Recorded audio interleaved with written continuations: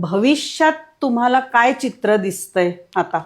भविष्यात आता असं चित्र दिसतंय की मोठ्या प्रमाणावरती शहरातल्या नोकऱ्या कमी होणार आहेत.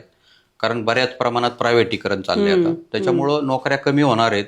आता AI आले, हो. अनेक नोकऱ्या कमी होणार आहे. कारण एक AI खूप संशोधकांचं काम करतो. त्याच्यामुळं आपल्याला प्रॅक्टिकली काम करणारी फळी गावातच ठेवायची. म्हणून शेतकऱ्यांच्या मुलांनी मुलींनी 100% दुसरं काही व्यवसायाचा विचार न करता शेतीमध्ये काम करावं. मुलींनी विक्रीचं काम सांभाळावं, जशा आमच्या सगळ्या मुली सांभाळतात. विक्रीतून जे पैसे येतील ते मुलींच्याच ताब्यात असतील. म्हणजे महिलांच्या ताब्यात पैसे गेले तर ते सांभाळून ठेवलं. त्याच्यामुळे त्या सगळ्या सिस्टममध्ये तो विचार करून त्यांनी ते केलं पाहिजे. आणि भविष्यामध्ये ज्याच्याकडे 1 एकर शेती तो करोडपती असणार. कारण ही गरज, अन्न खाण्याची जी गरज आहे, ही लोकसंख्या वाढत जाणार आहे.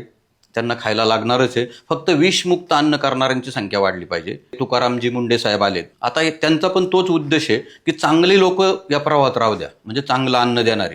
कारण लोक खूप खर्च करून आयुष्याची कमाई खायला लावतात आणि त्यांनी आजार येत असले ते नकोय. म्हणजे त्यांना दोन्ही सांभाळायचे, शहरही सांभाळायचे आणि गावही सांभाळायचे, असा त्यांचा क्लिअर उद्देश आहे त्या सगळ्या सिस्टमचा.